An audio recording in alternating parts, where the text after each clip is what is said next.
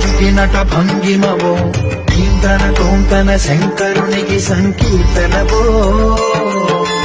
ఈశ్వరుడే అనునిత్యం తనలో తలచుకునే ఓంకారమువో శివ హృదయం కరిగించే ఆ పంచాక్షరివో ఈ మదిలో మహాదేవుడినే కొలువుంచగా కైలాసమువో అతని పాదము చందన వెలిగే